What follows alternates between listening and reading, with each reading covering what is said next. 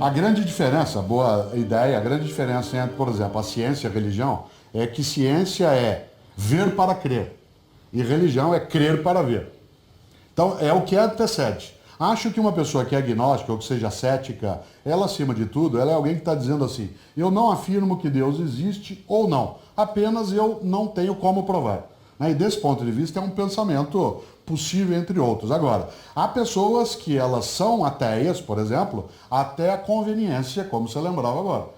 Isto é, numa situação que a cometa, ela reage de uma maneira que pareceria, então, alguém que fugiu antes de uma ideia. Há vários céticos que são sérios. Por exemplo, o Humberto Eco é um ateu de altíssimo nível. Ele, inclusive, tem um diálogo maravilhoso. Há um livro chamado Em que creem os que não creem, que é um diálogo entre o Humberto Eco e o Dom Carlo Maria Martini, que foi o grande arcebispo de Milão, que já faleceu há alguns anos, e que tinha uma grande chance, inclusive, de ser Papa, né, no conclave em 2005, mas que foi mandado para Jerusalém. Foi embora antes. Pois bem, você já imagina um diálogo entre um grande teólogo da igreja, um cardeal, e um ateu chamado Em que creem os que não creem. É uma conversa séria entre um homem que tem suas convicções não religiosas e um homem que a tem. Ambas as posturas, elas são aceitáveis, é claro. O que não se pode é ter um ateísmo superficial, raso, com a profundidade de um Pires, que é aquele que é muito mais um anticlerical do que, de fato, um ateu. Aliás, é isso que eu queria te perguntar e entrar nesse assunto, que é o seguinte. Geralmente, liga-se o não ateu, ou a pessoa que acredita em Deus, a uma religião específica. Mas a pessoa pode acreditar em Deus sem seguir as normas ou as seitas dessa ou daquela religião. Porque, às vezes, inclusive, tem muita gente que troca, né, de religião. Não, eu era católico, mas não sou mais. Agora eu sou anglicano. Agora eu sou do candomblé. Agora eu sou da mesa branca. Agora eu sou do Seixonoye. Vai trocando de acordo... Ou pessoas, né, João, que não têm nenhuma religião específica. Há uma diferença entre religião e religiosidade. Mas religião não é do religar, é de então, religar isso sim. Com Deus. O que é uma pessoa com religiosidade? É aquela que acredita que a vida não é só a nossa materialidade, que a vida tem um sentido, que existem forças que são ou anteriores ou superiores a nós e que podem nos ajudar ou prejudicar. Isso é religiosidade. É a crença de que há uma sacralidade na vida, no mistério. Algumas pessoas canalizam a sua religiosidade numa religião. Isto é, numa religião que tem culto, tem norma, tem clero, tem livro. Isso é religião.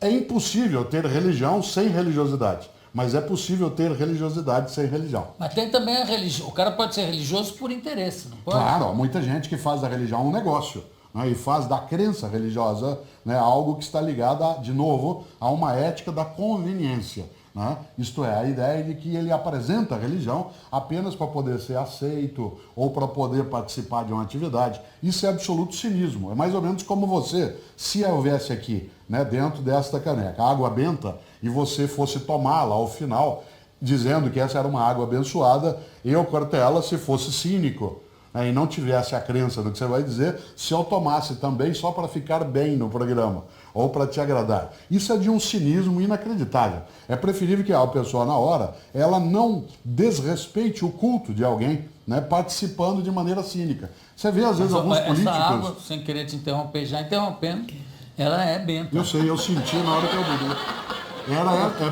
Benta 16 essa, inclusive.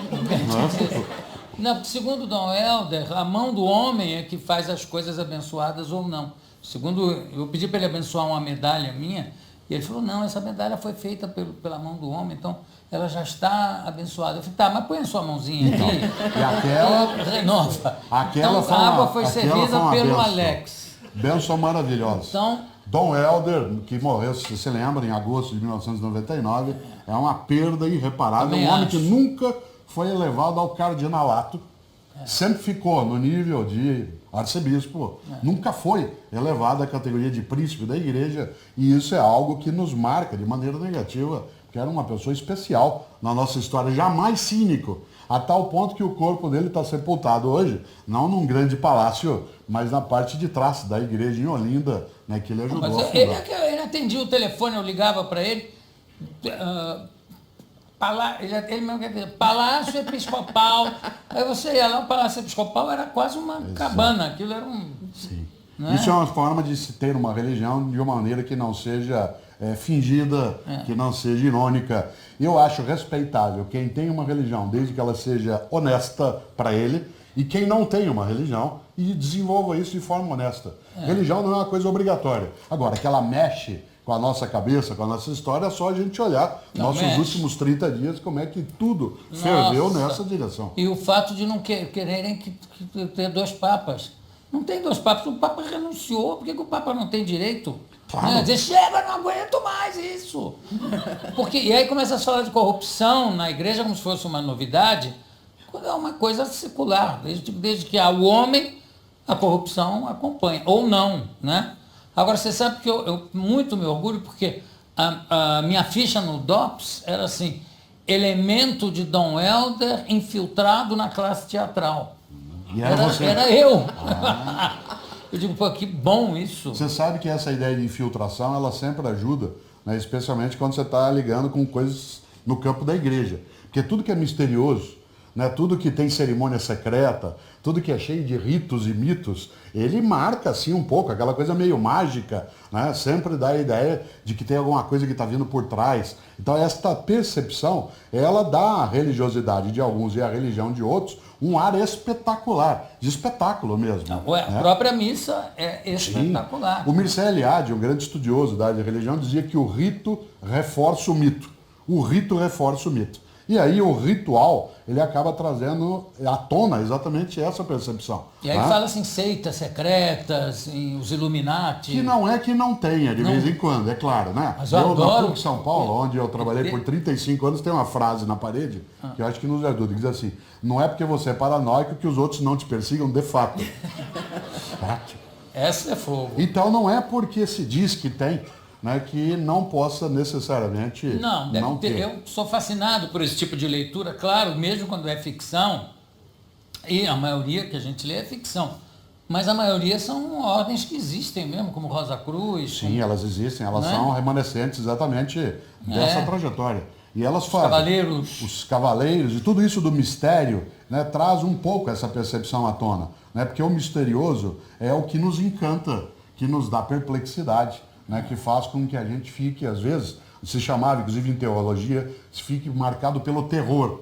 Mas não é o terror do susto, é o terror da magnificência, do esplendor das coisas. Você entra num templo, você vê a cerimônia, você vê o espetáculo, aquilo nos marca. E depois que Bach apareceu, né, há uma frase antiga que diz o que seria de Deus sem Bach.